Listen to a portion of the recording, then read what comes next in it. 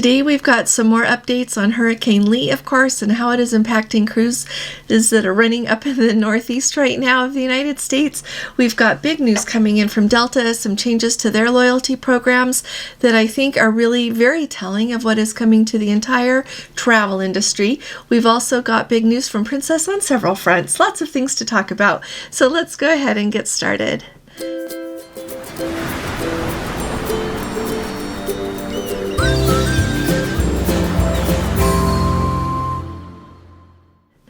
Hi there, this is Allison with Let's Go Travel Tips, and today is Thursday. It is September 14th of 2023, and first of all, Gordon and I want to thank you all so very much because we hit 20,000 subscribers. That is a huge milestone for us. We just think it's a little bump on our way to greater things because all of you are with us, and we are really grateful to every one of you who subscribes, who comes and watches our show. We're really grateful to have you with us, and if you haven't subscribed yet, today's your lucky day. You have the chance. Hit that subscribe button. I would say that our whole Let's Go family here is the place to be if you're going to talk about going on a cruise or any travel. So come along with us, and we would love to have you with us every single day. Also, if you appreciate my updates, would you please give this video a thumbs up? It really helps us as well. So thanks again. We are tickled to be here with you, and we are sending all of you an added measure of gratitude and love today. So thank you. Now, let's start at the top with Hurricane Lee. We have been following Hurricane Lee so very closely because not only has she impacted cruises there in the Caribbean, but as she moves up the eastern seaboard now and starts to head up, she is definitely impacting cruises there along the eastern seaboard. So yesterday, if you missed that video, go watch it. I let you know what's going on with the Emerald Princess and the Caribbean Princess. Also, today we have gotten word that the Norwegian Escape is missing 2 of her calls. She is no longer going to be able to call in Bar Harbor, Maine, or in Halifax, Canada, and she is going to be getting back down to New York City early. Now, I have been watching this weather for all of the ports that we are due to visit. And on Saturday, this coming Saturday, the day we are due to embark on the Emerald Princess there in New York City, it is supposed to be a beautiful day. And all of the days look really good. The first real rain that is in the forecast is not until next Thursday up in Halifax, Canada. So I don't know if that is expected to be the remnants of any storms left over from Hurricane Lee or if that is something entirely different. But it looks like we are set to have really good weather and a wonderful cruise. We'll have a wonderful cruise anyway, but hopefully the weather will cooperate and we'll be able to visit our ports. The next thing, really quickly, we've been talking about that cruise ship that was grounded up there in Greenland accidentally, not on purpose, and they were able to move that ship during the high tide. So that, I think, is wonderful news. Those people are on their way. Still, they are reporting that the hull of the ship was just fine. There was no damage to it, so that they are able to carry on as they were going to with their cruise now. I got a kick out of The Guardian. The headline for The Guardian yesterday was that 2 passengers on board had COVID, and today they updated it to 3. So I don't know if I'm the only one that gets a kick out of that, but all of the news with the cruise ship grounded, that's what they're focusing on. But I am really glad that they are on their way again and that they were able to get that cruise ship moved off of being grounded there in Greenland.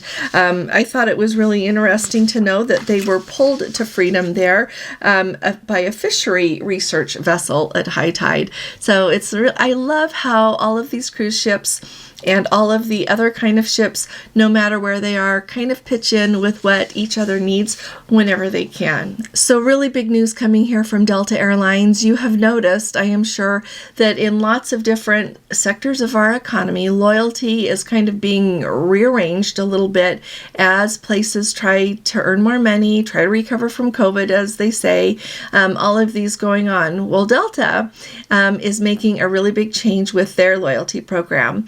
Delta has had their Skymiles program for a long time, and you would earn points towards loyalty with them based on how many miles you flew. And if you had a credit card that is a Delta Skymiles credit card, which American Express is the one who runs those, you could also earn points that way. And then all of that would play together to determine what level of loyalty you have.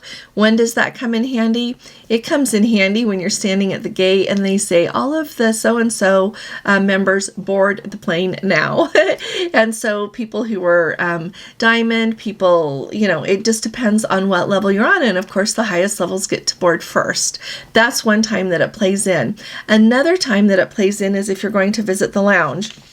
Now, Delta Skymiles lounges, they're lounges that they have in airports for people to wait in while they are waiting for their flight, have become a really big deal. And they have actually had trouble, Delta has, with overcrowding in some of their lounges. And I know that they're trying to work around this so that they don't have such a high demand for it, but they are rearranging things. And so, so currently it's unlimited. If you have certain levels of loyalty, certain cards, or if you pay for it, you can visit the Delta lounges as often as you want to.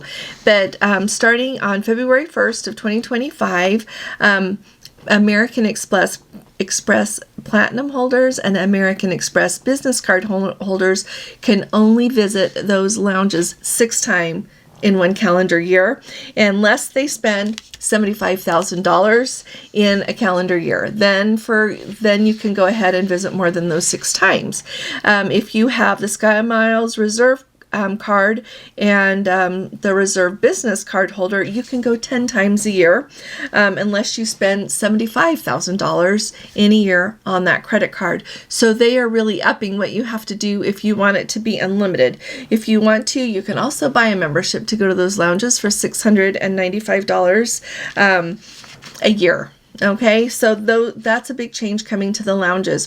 They are also making big changes when it comes to what level of priority you're going to earn. So it used to be that you would earn your miles, like I said, by flying. Now they don't care how many miles you fly with them. They are going to give you points based on how much your ticket cost. So if you fly in first class, you're going to get more points than you are if you fly economy, or if you, and anything in between. So, there's the main cabin where, I think the main cabin is where economy, you don't get your seats assigned.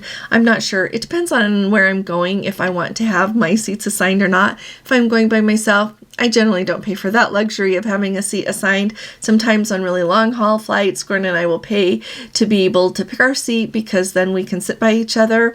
But how much you pay for your ticket is what's going to matter more than how far you're going.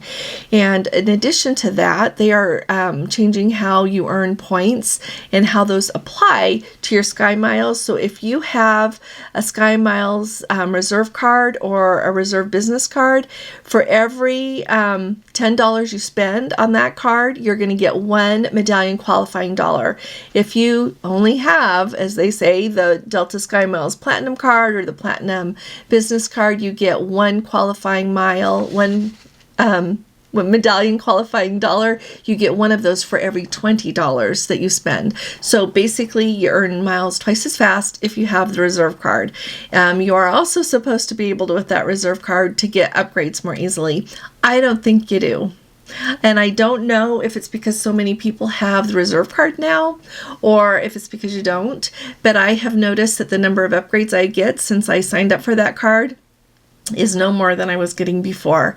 So a lot of times I don't get upgraded. Every once in a while I'm lucky and I get upgraded, but that has not changed with me having that medallion Reserve card.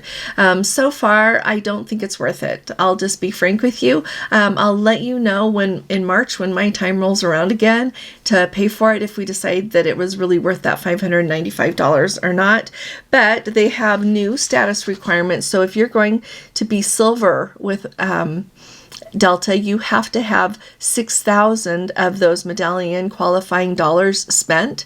Like I said, you earn those either in how much you pay for your plane ticket, or you earn them spending money on those credit cards. The gold medallion, you have to have 12,000 of those medallion qualifying dollars. To be platinum, you have to have 18,000 of those medallion qualifying miles. And to be a diamond member, you have to have 35,000 of those medallion qualifying dollars. So I think this is really going to shake everybody a lot of people down. Of course, people that travel all the time for business, that's a nice place to be. Or if people travel constantly for leisure, those people will stay, I think, at those higher levels. But more of your just average travelers and average spending, I don't think that is really going to make us be lower on the totem pole. So right now I'm platinum and I'm close to being diamond, but I think that the changes that are going to come into play here, I won't reach those levels again. Also, another point to note as Delta does all of this restructuring is that on ABC News, they said that it's going to be a lot harder to have status with Delta unless you're a billionaire. They said that word billionaire. So to keep it in perspective and tell you kind of how we work things, and I want to hear how you work things with the credit cards that you use to try to get the most bang for your buck. With our American Express Delta Skymiles cards, and like I said, this is the first year that I paid for that reserve card, and so far I don't think it's worth it, but we buy everything with that. We buy our plane tickets with it, we buy our groceries, we buy our gas, we buy our cruises. Everything we buy with our American Express Skymiles cards. And they have always had a special thing with the platinum one that once you spent, I can't remember if it's $20,000 or $25,000 in a year, they would give you a boost, a 10,000 mile boost, and you could do that 2 times a year.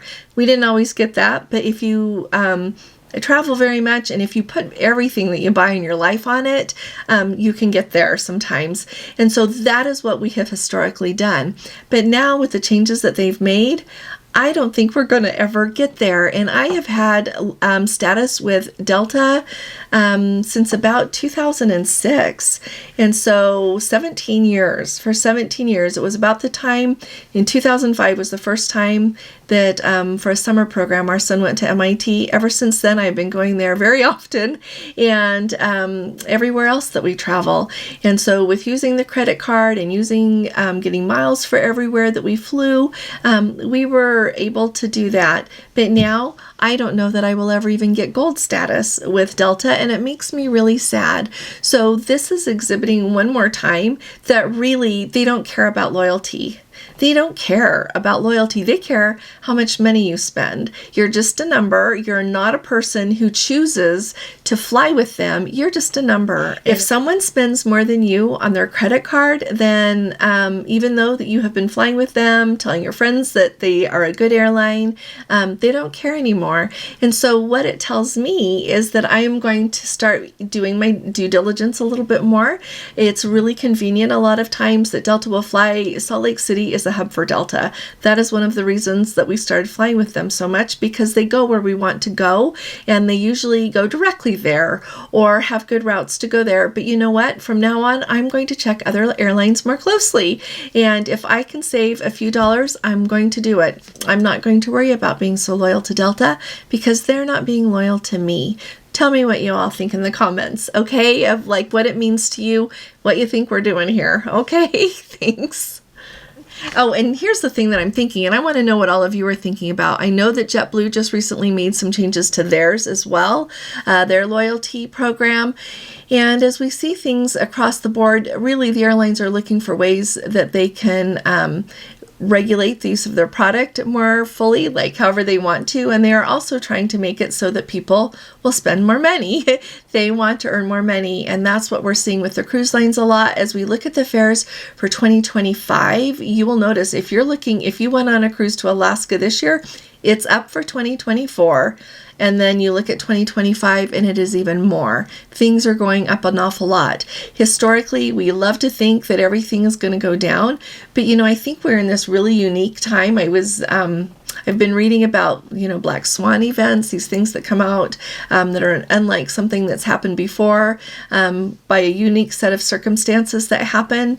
That's it in a nutshell.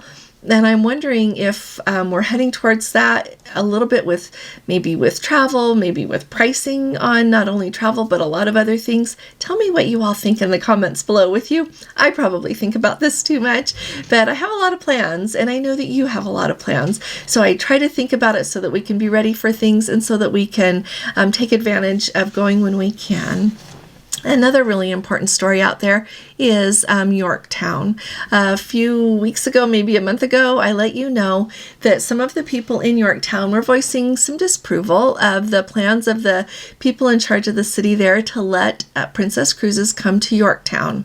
Yorktown is due to have some visits by Princess in 2024 and in 2025 as part of an itinerary that Princess is offering to take people to a lot of American heritage sites. Now, to kind of keep it, I think this is really important, to keep it in a little bit of perspective. In 2024, Princess is supposed to come 3 times in 2024 and 5 times in 2025. And so right now they have got this group together there in Yorktown of citizens, and they have got about 5,500 signatures on their petition to not allow Princess Cruises to come. Now, keep in mind that Yorktown is a destination anyway for people who are wanting to go visit a bunch of American Revolution heritage sites, because it's Yorktown, and that plays a large part in our history here in the United States. So it does get quite a few visitors anyway, but a lot of the people there in the town don't like the idea of a cruise ship coming. Now, I do like that the people who are in charge there of the town said, you know what, we're going to give it a try, and if it does not work out in these visits, we will ask Princess to find another port to visit. But a lot of the people think that it will bring too many people to their town at one time. I am one of those people that I would think, for me, I would say, you know what, let them come. Let's see how it works. Let's see what a boon it is to our economy, to the people who live here, and then we'll decide what to do after that. But they just want to go ahead. They've got a petition that they don't want to allow them to come at all. And so it's going to be interesting to see how this plays out. The town leaders have already made the deal with Princess and said, you know, that you can come. So I'll be keeping an eye on this story. It's a really big deal. It's very exciting that Yorktown has been added as an itinerary stop. I always like it when they add new places. It gives us an opportunity to go see new places when we're on a cruise. Let me know what you think about all of that in the comments. If you feel like you would want them to come to your town or you wouldn't want them to come to your town, I think it's really interesting. And I will add that the town fathers, as it were, the people who are in charge right now, have really gone out of their way to make sure where the buses will be staged for excursions, that there are a lot of excursions that people will be able to go on that are further afield, so it's not like the whole ship is going to unload in the few small block area of the center of town right by the port there, but there is really an awful lot to see in that whole area, so I think that's an important note as well. Finally, we've got an update from the Ruby Princess. One of our Let's Go family members was just on the Ruby Princess, and they were on in May, and then they just went on it again here at the end of August, and they said that when they were on in May, that they put some, probably complaints maybe is a harsh word, but some suggestions of things that didn't go as smoothly as they would have hoped during their cruise. They put that in their end of cruise survey, and they said things are much better on this cruise that they were just on the Ruby Princess. One highlight is that they were able to have the reservation in the main dining room, sit at the same table, and have the same waiter every time. They said that they also went to the main dining room for breakfast and lunch, and they would have a different waiter there than they had at dinner time, which is not uncommon, but they were able to have the same waiter for the whole cruise for breakfast and lunch. So I thought that was really nice. To me, it's wonderful when you can do that. I like to think that Princess is really trying hard to combine the best of both worlds, of having anytime dining and no longer offering the traditional dining, but trying to accommodate everyone who would like to enjoy traditional dining. So if you're on a cruise next, see how that works. Now, I'm going by myself this coming up week, and so I'm going to see how it works having a table in the main dining room. And if I go the first evening and I really like where I'm sitting and I really like my waiter, then I will see if I can have the same one the whole time.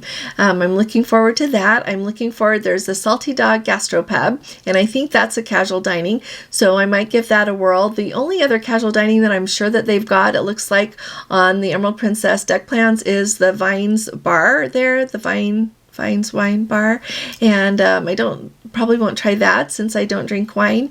But if you have any suggestions for me of something I should try on the Emerald Princess, or an entertainer that you particularly enjoyed if you've been on lately, let me know. We're supposed to have lots of entertainment. We're supposed to have excellent production shows. I've been looking at the schedule of events, and there's a lot going on. So I'm really excited to share it with you. I'm excited to share the ports with you, as well as everything that happens along the way.